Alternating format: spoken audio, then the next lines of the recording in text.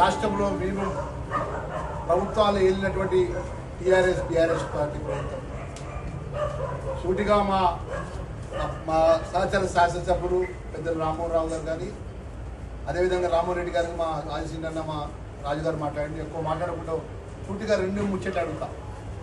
గౌరవ మాజీ ముఖ్యమంత్రి కేసీఆర్ గారు కానీ మాజీ మంత్రి వర్యులు హరీష్ రావు గారు కానీ కేటీఆర్ గారు కానీ 10 సంవత్సరాలకు వెళ్ళి రైతుల రుణమాఫీ విషయంలో కూడా రైతులకు మేలు చేసే విషయంలో కూడా 10 సంవత్సరాలు కానీ వాళ్ళు ఏం ప్రజలకు మేలు రైతులకు మేలు చేసిన విషయాన్ని ఒకసారి రైతులకు చెప్పాలి.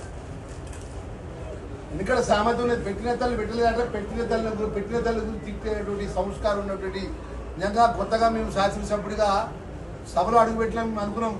హరీష్ రావు ప్రతి సబ్జెక్ట్ మీద ప్రతిపక్ష పార్టీ పరంగా మాజీ ముఖ్యమంత్రి కేసీఆర్ గారు వచ్చి ప్రతి విషయాన్ని కూడా క్లుప్తంగా మాట్లాడతారు, స్పష్టంగా మాట్లాడతారని మేము అనుకున్నాం.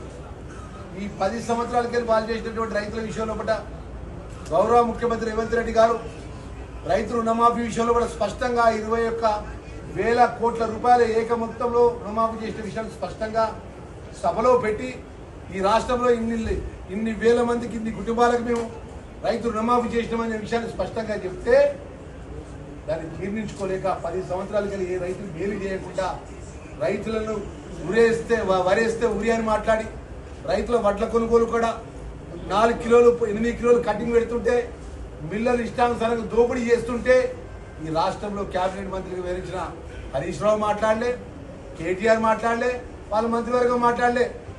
ఏ రైతు కూడా పట్టించుకోలే. ఈ చేతితోని రైతు బంధానుడు ఈ చేతితో 8 కిలోలు 9 కిలోలు కటింగ్ పెట్టి మిల్లర్లతో దోస్తుడు. ఈరోజు ఇలా రైతు భరోసా కింద మేము ఎవరైతే రైతు కష్టపడి పంట పండిస్తాడో ఆ రైతుకు ఇలా 4 ఎకరాల వరకు మేము డబ్బులు అకౌంట్లో జమ చేసినాం. నా ధర్మవరం నియోజకవర్గం, నా ధర్మపురి నియోజకవర్గంలో ధర్మవరం మండలం ఉన్నది. ఒక పెద్ద మనిషి పేరు చెప్పగానే 400 ఎకరాల గుట్ట ఉన్నది నాకు. ఈ యొక్క మాజీ ముఖ్యమంత్రి కేసీఆర్ గారి యొక్క బంధువు అయితేనైనా దొరగారని ఆ దొరగారికి 2000 రైతు బంధు ఎప్పుడైతే మొదలైనప్పటి నుంచి ఆ గుట్టకు పైసలు వస్తాయి ఆయనకు. ఆయన సాగు చేయడు, నాగలు పడి దున్నాడు, అక్కడ పొలం కడిపోడు, ఏం పని చేయడు, కానీ గుట్టకు వస్తే. అట్లా ఈ రాష్ట్రంలో ఉన్నటువంటి చాలా మంది ఎవరైతే వాళ్ళ భూములు జాగ్రత్త వదిలిపెట్టి హైదరాబాద్లో వ్యాపార పరంగా ఉన్నటువంటి ఎవరైతే వారి వర్గాన్ని చెందిన వాళ్ళను వాళ్ళందరికీ అండగా ఉండే విధంగా ఈ ఆలోచన పరంగా మాజీ ముఖ్యమంత్రి కేసీఆర్ వేయండి కానీ తప్ప పేదవాళ్ళకి సంబంధించిన సంక్షేమ కార్యక్రమం ఏదైనా ఒక్కటి చేసిండా చెప్పమండి. పేదవాళ్ళకి డబుల్ బెడ్రూమ్ ఇల్లు కట్టించిండా, పేదవాళ్ళ దళిత వర్గం చెందిన వాళ్ళకి 3 ఎకరాల భూమి ఇచ్చిండా, పేదవాళ్ళకి సంబంధించిన బలహీన వర్గాలకు సంబంధించిన మేలు చేసిండా. 10 సంవత్సరాల లోపల వాళ్ళు మేలు చేస్తే మేము మేలు చేసినాము. మీరు ఏదైనా మాటలు 14 నెలల మా పరిపాలన గౌరవ ముఖ్యమంత్రి రేవంత్ రెడ్డి గారి నేతృత్వంలో మా గౌరవ డిప్యూటీ చీఫ్ మినిస్టర్ గారు, మా గౌరవ మంత్రివర్గ పెద్దలు మేమందరం కలిసి ప్రజలతో ఎన్నుకోబడి శాసనసభలో మేము కాలు పెడితే మా సహచర రామగుండం శాసనసభ్యుడు ఒక బలహీన వర్గాల బిడ్డ, ఎంతో కష్టపడి వచ్చిన బిడ్డ పట్టుకొని ఓ మాజీ ముఖ్యమంత్రి హోదాలో ఉన్నటువంటి పనిచేసినటువంటి ఒక పెద్ద మనిషి సన్యాసి అంటాడా? అంటే ప్రజలతో ఎన్నుకోబడ్డ ఒక బీసీ శాసనసభ్యుడు సన్యాసి లెక్క కనబడుతుండా? నీ పక్కన దొరలు, నీకున్న దొరలకైతే నీ కళ్ళకు మొత్తం మస్కా పెట్టి ఇష్టానుసారంగా మాట్లాడుతున్నాం. ఏదేమైనా కూడా రామగుండం నియోజకవర్గ ప్రజలు, తెలంగాణ రాష్ట్ర ప్రజలు చూస్తున్నారు. ఏది పడితే అది మీకున్న తెలంగాణ భాష ఆశతోని ఇటు కేసీఆర్ గారు కానీ, కేటీఆర్ గారు కానీ, హరీష్ రావు గారు కానీ, పల్లె రాజేశ్వరరెడ్డి గారు మేము చూస్తున్నాం. నిజంగా మా శాసనసభ్యులు కూడా మనం చేసుకుంటున్నాం. దయచేసి మనస్ఫూర్తిగా మనం చేసే మాట చెప్తున్నా. వాళ్ళు ఏం మాట్లాడుతున్నారు లాబీలు అంటే, కౌశిక్ రెడ్డి నువ్వు గట్టిగా ఊరు, మన వివేకు నువ్వు లొల్లివేటు, మన ఇంకొక శాసనసభ్యులు ఉంటాడు డాక్టర్ సంజయ్. అంటే కొత్తగా ఎన్నికైన శాసనసభ్యులకు వివేక్ పాత మనుషులకు, కొత్తగా ఎన్నికైన కౌశిక్ రెడ్డికి, అదేవిధంగా మా సంజయ్ కుమార్ కోరుట్ల ఎమ్మెల్యే ఉంటాడు డాక్టర్ సంజయ్ కుమార్, ఇద్దరు చెప్తాడు నేను అక్కడ భోజనం చేస్తున్నా. అంటే ఆ విధమైన కల్చర్. అరే హరీష్ రావు నిజంగా మేము అనుకున్నాము ఇంత గొప్పగా ఉంటాడు, ఉద్యమకారుడు, 2004లో మా కాంగ్రెస్ పార్టీతో మంత్రి అయ్యాడు.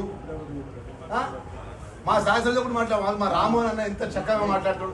గతంలో శాసనసభ్యుడిగా రామ్మోహన్ అన్న ఉన్నాడు. మా రామ్మోహన్ అన్న కష్టాలు సభలు చెప్పాడు.